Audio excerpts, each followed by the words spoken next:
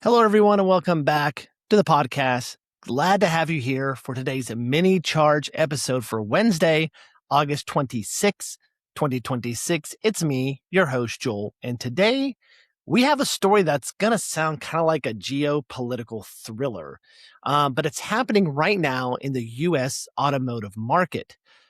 Polestar, if you haven't heard of them before, they are the premium Swedish electric vehicle brand born out of Volvo and now owned by Geely. Well, both Volvo and Polestar are now owned by Geely, has effectively been kicked out of the United States.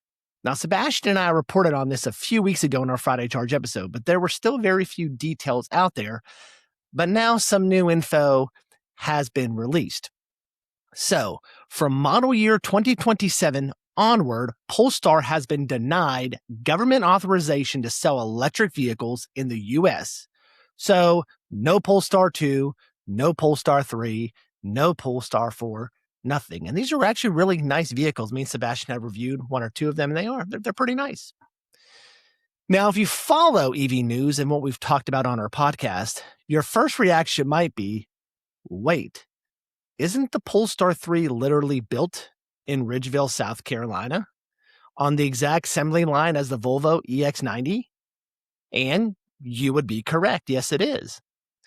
And yet, while Volvo received approval from the Department of Commerce to keep selling its EX90 in America, Polestar got handed a hard no. And here is the craziest part of the whole story. Polestar has publicly admitted that the U.S. government hasn't even told them why.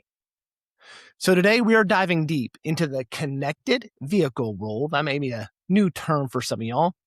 The Chinese ownership ties through Geely, the bizarre rift between Volvo and Polestar, and a dramatic lawsuit filed by a dealer claiming this whole thing was planned. As always, don't forget to like and subscribe or hit that follow button if you're listening to us on your favorite audio podcast platform. So now let's break down how Polestar was forced out of America.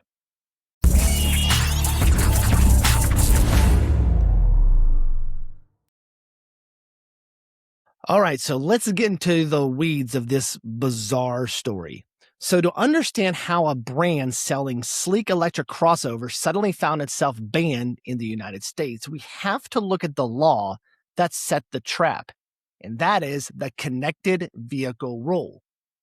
So this was finalized under the Department of Commerce. This regulation targets hardware and software connected foreign adversaries, specifically China and Russia.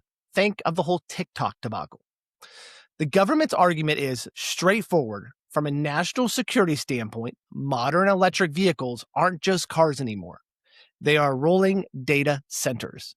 They have optical cameras, LiDAR, radar, cellular telematics, advanced driver assist software, and cloud-connected infotainment systems. So, what's the fear?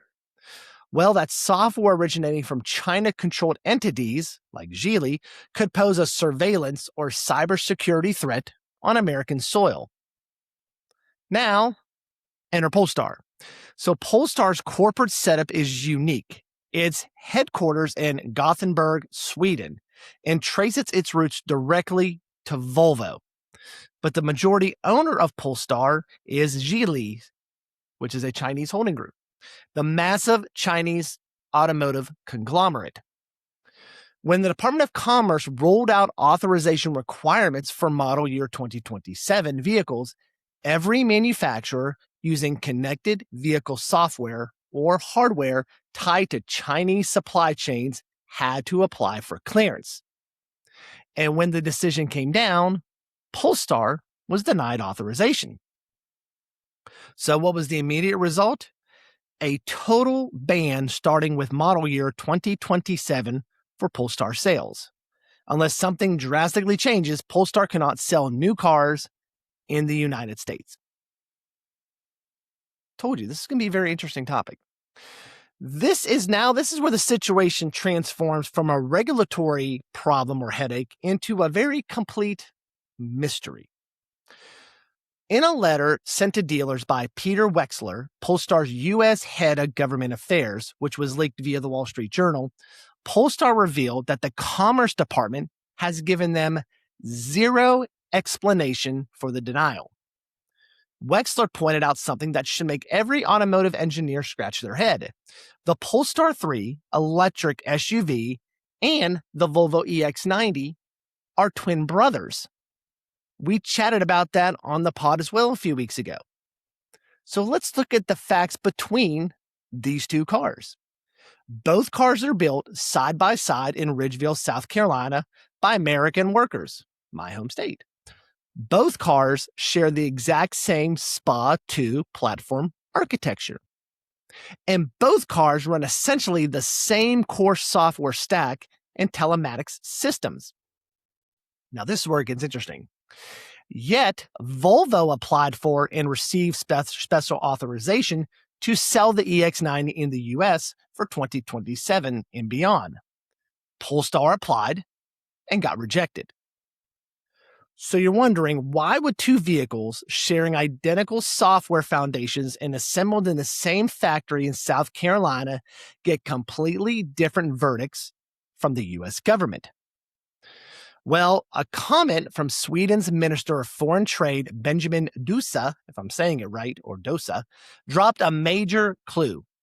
Dusa revealed that the Swedish government worked closely alongside Volvo to help them re-engineer, audit, and clean up their software supply chains to guarantee full compliance with the U.S. connected vehicle rule. Then came the kicker. Dusa noted that Polestar didn't ask for the same level of diplomatic assistance. So, not sure whether this was an internal oversight by Polestar, or maybe a reliance on Volvo to carry the load for them, or maybe it was a strategic decision behind closed doors that no one knows about. But Polestar missed the window. They also didn't appeal the decision either. Instead, Polestar announced it would be pivoting its focus entirely towards Europe, a market that currently accounts for roughly 80% of its global sales volumes. Now, if you think Polestar quietly stepping away from the US is the end of the story, well, you think again. The fallout in the US market is getting kind of messy. First, let's talk about Polestar's existing inventory. To clear out the current cars before the clock runs out, Polestar dropped one of the most aggressive discounts in modern EV history, up to $25,000 off a brand new Polestar 3 SUV and Polestar 4 coupes. If you're an EV buyer looking for sheer value, getting a $70,000 luxury electric crossover for under $50,000 is insane. It makes the Polestar 3 one of the best bargains on the market right now. But for the brand's long-term health and residual values, it's a fire sale as they exit. Second, the dealers who built dedicated Polestar spaces at their dealerships are furious, and some are taking action in court. So earlier this month, Prestige Imports, a Polestar dealership in New Jersey, filed a massive lawsuit against the Swedish automaker. The dealership claims that Polestar didn't just get caught off guard by the government ban. They allege Polestar has been secretly planning to exit the U.S. market for 2 years and used the Department of Commerce ruling as a convenient excuse to walk away without paying out dealer franchise compensations. I'm telling you, this story is crazy. You can't make this stuff up. Under New Jersey's Franchise Practices Act and similar franchise laws across the country, automakers are legally prohibited from terminating dealer agreements without proper notice, documented good cause, and financial compensation for the infrastructure dealers built. Prestige Imports argues Polestar violated these protections. So, while Polestar claims they are fighting to get answers from the Department of Commerce, their own dealers are accusing them of staging a planned retreat. So what is the big takeaway here for the broader electric vehicle landscape now that Polestar is no longer going to be here in the US? Well, first, if you currently own a Polestar 2, 3, or 4 in the US, don't panic. Your car isn't going to turn into a brick tomorrow. Service, parts, and warranty work are heavily tied to Volvo's existing dealer and service network infrastructure. But long-term software updates, app connectivity, and resale values are facing serious headwinds. Second, this sends a massive shockwave to any other automaker with Chinese capital or software ties trying to do business in the United States.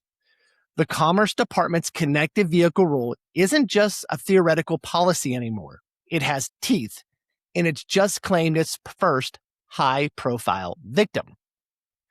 It proves that even if you build the car in South Carolina with American workers, if the corporate structure and software origin don't satisfy Washington security criteria, well, then your vehicle will not hit the American roads. Polestar is essentially giving up on the world's second largest auto market to double down on Europe, where regulatory hurdles around Chinese supply chains remain different for now.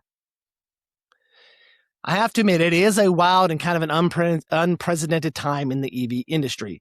A brand with incredible design, solid engineering, and local U.S. manufacturing forced to pull the plug over software and supply chain politics.